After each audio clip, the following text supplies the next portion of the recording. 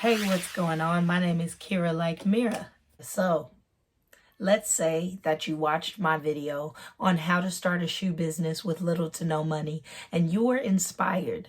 Let's say you decided you wanted to start your own business and you ran into your first real problem, and that is you had no idea what shoe design to do. Your creativity wasn't coming to you. You had no inspiration. You even sat down with one of the websites I mentioned in the video and you had no luck. Well, never fear, because today my video is about how to get the best shoe design ideas. We're going to talk about some thought processes and methods you can use to get those creative juices flowing. Let's jump right in. First things first, brainstorming time is absolutely essential. In fact, there are several articles and studies that show that setting that time aside to put that focus in with little to no distractions is going to get you results. Instead of thinking, there's no point in me sitting down because I have no idea what to write, sit down. Put in that work. You can even start by writing down the basics. What is your shoe company going to be about? What type of shoe are you interested in? A sporty shoe, a casual shoe, maybe a business attire shoe, or a creative, artsy, custom shoe design? You could even start by writing down your favorite shoe, what type it is, and what color schemes are on it, or your favorite hobby. If it's clubbing versus rock climbing, you're going to have two very different types of shoes, or whatever your hobby is, and go from there. Just writing down those thought processes is going to get that faucet going. Next, it's important to remember that trends matter. What's trending is going to determine what's popular.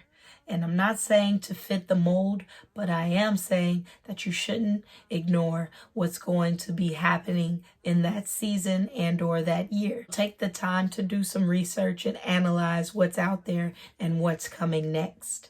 Now, because I'm a nice person, I'm going to give you 3 trends that are supposed to be happening in 2021. Neon colors are in, bulky shoes or high tops are high fashion right now, and retro is once again coming back. As one of my professors once said, why start at one when you could start after work of others? So make sure you do that research deeper and figure out what's going to work for you. It might even inspire your next shoe, just knowing what's coming next. One way to keep you with your uniqueness and originality is to use a method where instead of looking at a shoe, think about a theme or a general feeling and letting that inspire what shoe you do next. A lot of shoes are meant to represent not just the person wearing them, but the designer themselves. So some shoes may be inspired by a specific time that you're going through. If you're going through a tough, dark time, you might do a shoe that has grays and reds and blacks as the main attraction of that shoe. Maybe a bulkier shoe at that, because you're feeling heavy. Or if you're in a lighter time, you might do a lighter shoe. Word association is also a great way to get those creative thoughts going. Word association is when you take a word and you relate another and then another and then another to it. And just for you, I have 2 examples of this. One example I did is of the word fly. When I think of flying, I think of things in the air. I think of fly also being a word that means cool or what's happening, even though it's a little outdated. I also think of white clouds and bright colors. So I might do a shoe that has white, pink, yellow, maybe a lime green as the main colors. I think of a sleeker design, but also a lifted design because of the word fly. So I might do a high top, which would represent the wings. I might also throw a light gray in there for some of those cloudy days. And again, a sleeker shoe, so a not bulky design. Another example is the word waves or wavy. So when I think waves, I think the ocean. So that's going to be blue colors, blue schemes. I also think of wavy, so surfers, and surfers what kind of shoes do surfers like? Surfers like tight shoes, shoes that aren't going to inhibit them. So I do a runner shoe.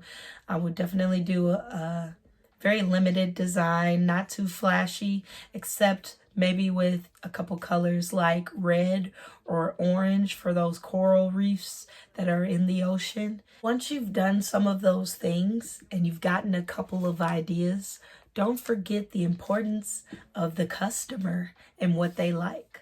A lot of times what I'll do is I'll go to my shoe Instagram and I'll write to my customers or do a little vote in the story asking what they think of a shoe design, and they'll tell me. People love giving their opinion, especially when you give them a voting method that's very easy for them to handle without a lot of thinking to it. You can get some great feedback that way. Social presence means so much to people, and being heard matters to the average person. One example that I have of this is a shoe that I made up and I put it out to a vote. I got the feedback back and it wasn't what I was expecting, and I slept on it and woke up and realized that that shoe reminded me of a bowling shoe in a bad way. So I ended up scrapping the idea, but I did use that idea of a shoe that kind of reminds you of bowling, but steps into a new trend, and it worked to my advantage. And that's it on the shoe design ideas. I hope you heard some ideas that can help you in your process. Thanks for watching. I hope you keep coming back because I'm going to keep doing videos. I'm Kirra Like Mirra. See you next time.